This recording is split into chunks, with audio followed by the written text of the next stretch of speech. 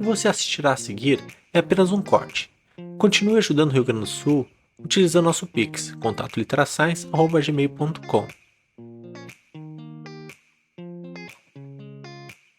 Né? E eu posso combinar, sim, né, a extensão com as minhas ações educacionais. E aqui vem um pouco do que eu estava falando no início, né, sobre a curricularização da extensão, ou seja, a extensão universitária sendo parte ativa do currículo do estudante, não porque ele voluntariamente vai lá num grupo que desenvolve extensão e começa a desenvolver atividades.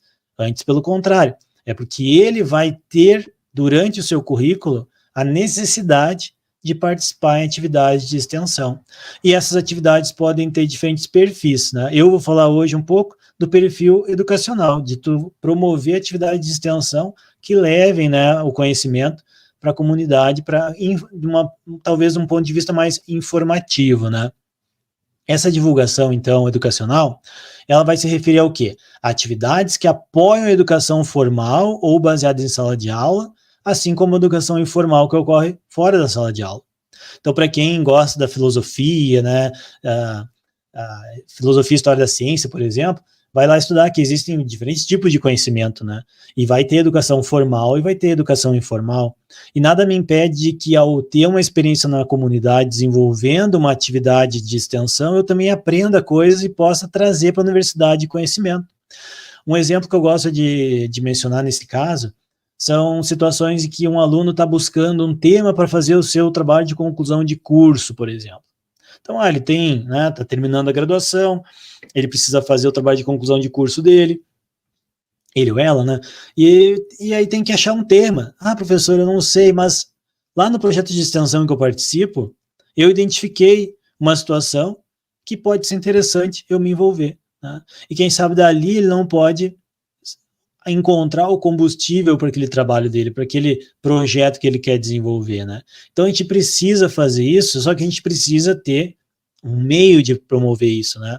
E a forma, uma das formas, né, entre várias que podem ser desenvolvidas, são, por exemplo, com campanhas de divulgação, né, que vão levar experiências para os jovens que estão na sala de aula, né, trabalhos em biblioteca, programas extracurriculares de oferta de alguma atividade, desde uma atividade esportiva até uma atividade informativa de educação em saúde, por exemplo, né? O envolvimento com organizações comunitárias, museus, etc. Né? Então, pensa só nesses ambientes, eu já tenho possibilidade de fazer muita coisa, né? Já tenho possibilidade de levar uma pequena fatiazinha dos temas que eu estudo na sala de aula e eu levar para a comunidade, porque a gente falou hoje, né, em algum momento, sobre as bolhas, né, e às vezes a gente se engana de porque a gente está numa bolha em que todo mundo está estudando, todo mundo lê trabalho científico, todo mundo vai para a universidade, porque é a nossa bolha do dia a dia, dos nossos alunos, dos nossos colegas. A gente esquece, gente, que o acesso à educação superior no Brasil ainda é muito pífio, é muito baixo ainda. Poucos jovens ingressam na universidade, poucos jovens concluem a universidade. Hoje, uma das maiores discussões e brigas que nós temos, brigas no bom sentido que nós temos dentro da universidade, é contra a evasão, é contra perder aquele aluno que está na universidade, mas que por algum motivo ele vai deixar de vir, né? Então, às vezes, o que a pessoa precisa é motivação. E, de novo, né, pode ser que algumas pessoas encontrem motivação na sala de aula, ele se motiva só de ir na aula. Tem outros que, além de ir na sala de aula, ele vai fazer iniciação científica, ele encontra motivação para se manter na universidade nisso. Pode ser também que tenha pessoas que encontrem na extensão universitária a motivação para participar, a motivação para continuar na universidade, porque ele consegue ver ali um agente de mudança, que daqui a pouco ele pode levar lá para a comunidade dele uma coisa nova. Né? Pode começar com a família dele, que vai saber melhor um pouco como é que as coisas funcionam, vai ampliar para o vizinho, para as vizinhas, para o bairro, enfim. Então, a extensão universitária ela é muito forte no Brasil. Né? A gente sabe que na saúde, por exemplo, a saúde pública depende muito dos projetos de extensão no Brasil. Né? Assim, vai no posto de saúde, tu tem projetos de extensão feitos por estudantes de diferentes áreas, tu vai no centro de atenção, né, a idosos, tem diferentes pessoas fazendo atividades, vai na Secretaria de Esporte dos municípios, tem também estagiários com projetos de extensão, Dentro da universidade, as pessoas podem vir. Quantos de nós que estamos aqui, né, assistindo essa aula, ou ao vivo, ou no outro dia, tivemos experiências de extensão durante a graduação? A maioria de nós teve.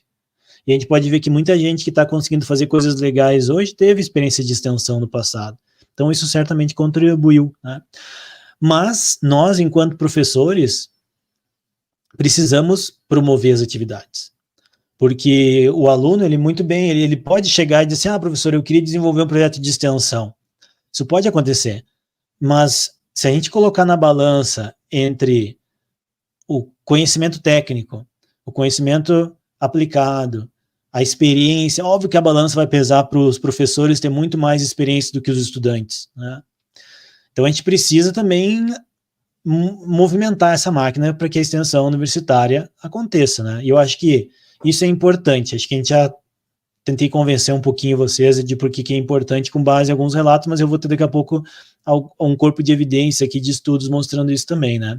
Outra pergunta que a gente tem que tentar se fazer é por que eu boto também, porque a gente sempre diz, mas eu já dou aula, já tenho minhas pesquisas, já tenho meus orientandos, já tenho a gestão universitária, já tenho o curso que eu coordeno, já tenho reunião, já tenho comitê, já tenho comissão, também vou ter que fazer isso, né?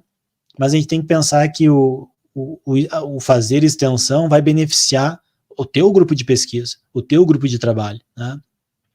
E o que pode mudar se eu fizer a extensão? As coisas podem ficar muito melhores. Tu consegue, por exemplo, captar estudantes para o teu grupo de trabalho. Hoje em dia se discute muito isso, né? Eu escuto muito em alguns debates, né? Os alunos estão um pouco interessados em pesquisa. Os alunos estão um pouco interessados em fazer iniciação científica. Os alunos estão um pouco interessados em coisas fora da sala de aula, né? Se a gente não fizer atividades que engajem eles, a tendência é só piorar, né? A tendência é que isso fique cada vez pior. Então, a gente consegue, por meio da extensão universitária, também fazer isso. Claro que ninguém consegue fazer nada sozinho, gente. Tanto que nós estamos hoje aqui, desde as 8 da manhã, ao vivo, já são 6 horas e 14 minutos de live, tá?